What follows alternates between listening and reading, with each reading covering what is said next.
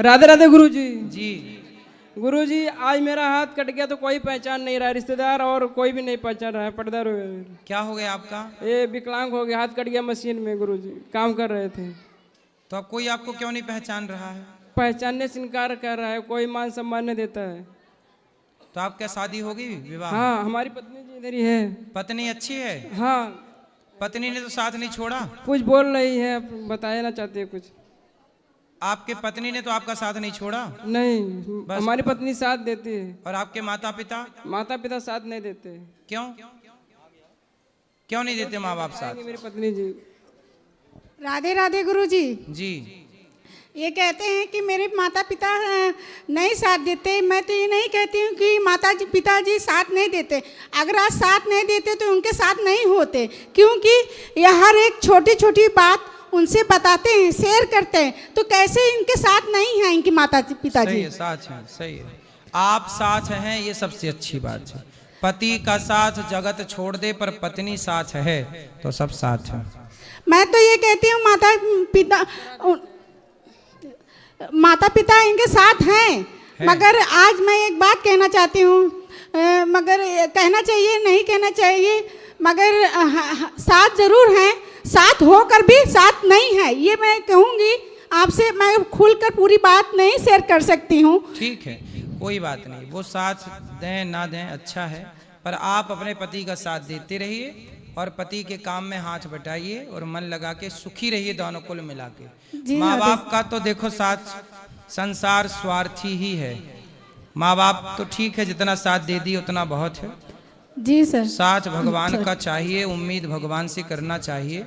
मुझे लगता है संसार से उम्मीद भी नहीं करनी चाहिए। मैं यही कहती हूँ उनसे कि कोई आपका साथ दे या ना दे, मेरा भी आगे पीछे कोई नहीं है गुरुजी, क्योंकि मैं बहुत दिन से आपके पास आती थी। बच्चे हैं? जी मेरे ये दूसरी शादी भई है इनके साथ, इनकी भी दूसरी शादी हुई है। पहली पत्नी इनको छोड़ के चली गई है। उनके दोषी इनके पिताजी हैं। अच्छा जी मैं खुल के आपसे ये बात शेयर नहीं कर सकती गुरुजी। अच्छा, तो आप, क्योंकि उनका भी मान सम्मान बना रहे। तो आपके पति कहाँ थे पहले? मेरी शादी पहले कौशाम्बी जिले में शादी हुई थी, फिर वो टूट गई। मैं 2006 में मेरी शादी हुई थी। तो आपके वो पहले जो पति थे वो कहाँ क्यों चले गए? मैं चली नहीं गई, उन्होंने मुझे छोड़ दिया है। अच्छा, आपको छोड़ दिया, फिर आपको ये मिले? जी गुरुजी, मेरी शादी हुई थी 2006 में, और मेरी एक बेटी है और एक बेटा है। मेरी 13 साल की बेटी है। मैं 6 महीने के फीस जमा की, 9 में उसको नाम लिखवाया, और नाम लिखवाने के बाद गुरुजी और जूडो कराटा भी मैं उसको सिखाई। मैं पढ़ी लिखी नहीं हूँ, मगर अपनी बेटी को पढ़ाई और उसको सब कुछ शिक्षा दी, कंप्यूटर कोर्स सिखाया। कहाँ है अब बेटी, कहाँ है? वो मेरे पति के पास है। मेरे पति मेरे बेटे और बेटी को लेकर चले गए पता नहीं कहाँ गुरुजी। मैं अपने वहाँ पर रहती थी घर के अंदर, तो मैं ताला लगाकर। तो कब चले गए, किस सन में? ये कोरोना के बाद 20 में, 2020-21 में समझ लीजिए। 2023 के बाद मुझे छोड़ दिया उन्होंने। तो आपने अपने बच्चों से बात नहीं की? नहीं गुरुजी, मैं कम से कम 10 चक्कर लगाई हूँ, मगर मुझे अंदर नहीं ले रहे हैं। बच्चों से नहीं मिलने दिया? बच्चों से भी नहीं मिलने देते और ना ही दरवाजा खोलते हैं। तो उन्होंने दूसरा ब्याह कर लिया क्या? मुझे नहीं मालूम, उन्होंने अपने भौजाई के साथ संबंध बना रखा है, ये सत्य है गुरुजी।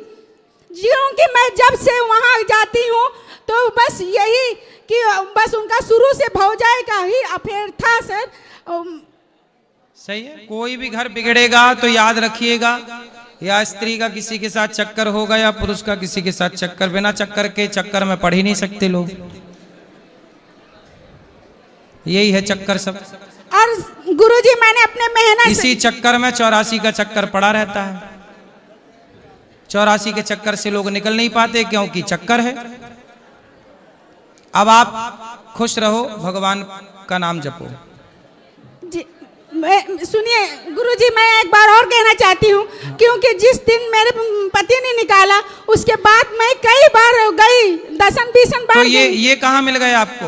ये मिनट रुकिए, बताती हूँ। मैं अपने माता पिता के घर गई तो मेरे माता पिता भी मुझे रखने के लिए तैयार तो हैं, मगर मेरे साथ बहुत ही दुर्भाग्य इनके पागल बनाकर मुझे रखना चाहते थे अपने घर में। तो मैं बोली कि मैं नहीं, ऐसे ज़िंदगी नहीं काट पाऊंगी, क्योंकि मुझे मैं पागल नहीं हूँ, मगर फिर भी मुझे पागल घोषित करना चाहते थे।